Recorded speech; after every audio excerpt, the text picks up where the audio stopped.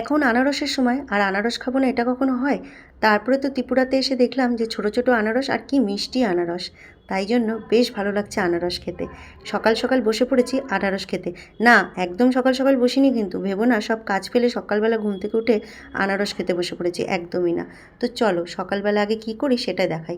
রান্না তো হয়ে গেছে, এদিকে মেয়ের টিফিনটা কিন্তু আমি গুছিয়ে দিচ্ছি। আজকে ও নিয়ে যাবে ফল, আর সাথে ভাতও নিয়ে যাবে। কারণ ও আজকে ফিল্ড স্টেশনেই থাকবে, মানে ওর ঘরের পাশে যে ওর অফিসটা সেখানেই থাকবে। ও সাধারণত মঙ্গলবার করে থাকে, কিন্তু আজকে বুধবার, তবুও সে এখানেই থাকবে। তাই জন্য আমি তাকে একটুখানি ফল গুছিয়ে দিলাম, আর ফলের সাথে দিয়ে দেবো ভাত।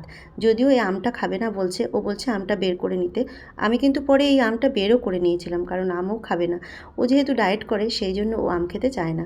তো যাই হোক, এই দেখো আমি কিন্তু সুন্দর করে একটু ভাত দিলাম, আর দেখবে দুটো লেবু দিচ্ছি, কারণ কি জানো তো, লেবুটা খুব সুন্দর গন্ধ, আর রসও খুব। আর মেয়ে আমার টক খেতে ভীষণ ভালোবাসে, মানে লেবু, পাতিলেবু বলো, গন্ধরাজ লেবু বলো, যে কোনো লেবু খেতেও খুব ভালোবাসে, তাই দু টুকরো লেবু দিয়ে দিলাম। আর আমি ডাল দিয়ে, চাল কুমড়ো দিয়ে একদম মাখো মাখো করে করেছিলাম, সেটাও দিলাম সাথে। আর জানো তো, এখানে কিন্তু খুব বেশি রান্নাবান্না আমি করতে পারি না, কারণ এখানে কিন্তু মশলা করার মতো কিছুই নেই।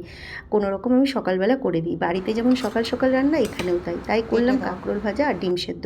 পরে কিন্তু আমি ডিমের ঝোল করেছি। আর এই দেখো টিফিনে একটুখানি ভাত, আর সাথে একটা লেবু, একটুখানি কাঁকরোল ভাজা, আর সাথে ওই ডাল চাল কুমড়ো দিয়ে। কারণ মেয়ে বলছে আমি কিন্তু 3টে ডিম খাবো না, দুপুরে যদি খাই রাতে খাই তাহলে আমার 3টে হয়ে যাবে, সেই জন্য ও কিন্তু খাবে না বলছে। তাই এই দিয়ে একটু দিয়ে দিলাম টিফিন, আর সাথে ছিল ফল। ব্যাস এইটুকুই হচ্ছে ওর দুপুরের খাবার। আর ও যখন অন্য জায়গায় যায়, মানে ইন্সপেকশনে যায়, তখন কিন্তু ও কিন্তু ভাত টিফিনটা নেয় না, শুধু ফল বাদাম এই সমস্ত জিনিসই নেয়। আজকে যেহেতু বাড়ির পাশে, আর যে 1-2 দিন ও বাড়ির পাশে, মানে ওর ফিল্ড স্টেশনে থাকে, সেই দুদিনই কিন্তু ও ভাত নিয়ে যায়। দুপুরবেলা যতই বাড়ির পাশে হোক না কেন, বাড়িতে তো আসতে পারে না, তাই জন্য ভাতটা একবারে সাথে করে নিয়ে চলে যায়। আর ও হ্যাঁ, টক দই ছিল ঘরে, তাই টক দই দিলাম। আর এখানে জানো তো, এইভাবে কৌটো করে কিন্তু টক দই বিক্রি হয়। টক দইগুলো খুব টেস্টি। তাই 500 টক দই এনেছিল, তাই ও খায়নি কালকে, আমরা খেয়েছিলাম, তাই ওকে দিলাম টক দই। তারপরে ও বেরিয়ে যেতেই ওর বাবা চলে গিয়েছিলো বাজারে। আর বাজার থেকে এনেছিল এই যে, এখানে কিন্তু কৌটো করে পনির বিক্রি হয়। আমি বলেছি যে মাছ ফাছ খেতে আমার একদম ভালো লাগছে না, তাই জন্য বললো ঠিক আছে পনির নিয়ে আসি, তাই জন্য পনির নিয়ে এসছে 500, এটা 500 কৌটো, 500ই মনে হয়, হ্যাঁ পনির। আর এই যে সব সবজি, কাঁকরোল, পেঁপে, চিচিঙ্গা, চাল কুমড়ো, শশা। যদিও ওর বাবা কিন্তু এক টাইপই বাজার করে, যেটা নিয়ে কিন্তু আমি একটু রেগে গিয়েছিলাম আসার পর।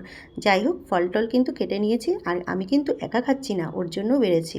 এই দেখো আম, আর দিয়েছি হচ্ছে আনারস। আর আমি কিন্তু আমটা একটু কম নিয়েছি, কারণ আমি তো সবসময়ই বলছি না, আমি কিন্তু একটু ডায়েটে থাকছি, সেই জন্য একটু কম খাচ্ছি। যদিও আনারসও এত খাওয়া ঠিক নয় আমার, কিন্তু ওই যে লোভ সামলাতে পারিনি। কি ভালো জানো আনারসগুলো খেতে, খুব মিষ্টি, আর একদম হলুদ গায়ের রঙটা, খুবই ভালো আনারস। তাই জন্য কিন্তু বেশ মন ভরে খেয়ে নিলাম। চলো টাটা, আমি খেতে থাকি।